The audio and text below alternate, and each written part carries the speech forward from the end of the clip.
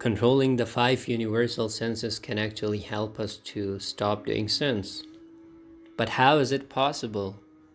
We have five universal senses, right? Sight, taste, smell, touch, and hearing. And by controlling these senses, we can actually prevent a lot of sins. Let's get through them one by one. The first one is sight, meaning vision, or the ability to see. A lot of sins happens due to this ability, the ability to see. But what to do? Should we just take out our eyes or something? No. The eyes have desires that have a great tendency to want to be fulfilled, as if there is a gravity-like force that pulls the sight to the things we should not be looking at. And like gravity, those who resist will feel the force acting on them, while those just go with the flow will feel little or nothing at all. And like gravity, it takes a lot of strength to escape it. One of the desires of the eyes is the sexual desire. Some follow this desire willingly, some struggle to keep the gaze down, and others are somewhere in between.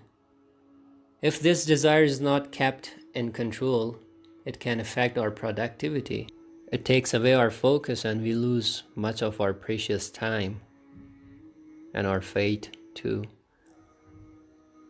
Allah Azza wa Jal says in Surah An-Nur, verse 30-31, tell the believing men to reduce some of their vision and guard their private parts. That is purer for them. Indeed, Allah is acquainted with what they do. And tell the believing women to reduce some of their vision and guard their private parts. It's incredible to realize that something as serious as zina can start from something as simple as a gaze. So we should control our gaze. We should control our sight. The second sense is taste. Muslims aren't supposed to eat whatever they want. And Muslims are not allowed to consume foods or beverages that are forbidden, like pork, alcohol, shellfish, and some other stuff.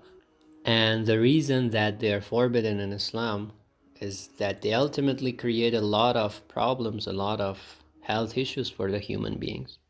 The third sense is touch. We should actually control our hands, our touch sense. Like a true Muslim should not oppress someone with his hands by beating them or kind of teasing them.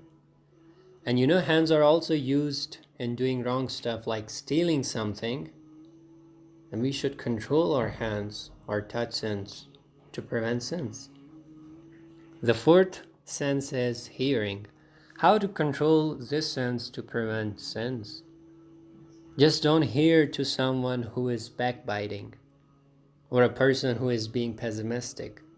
Don't hear to what is not true or what is not the haqq, and don't support it. And the last one is smell. How this sense can make us do sins. Let's suppose you smell a food which smells very delicious and it's kind of forbidden in Islam. You're not supposed to eat that food. Or in some cases, like you're walking on the road and a lady passes nearby with an attractive perfume on her, just don't get attracted to her.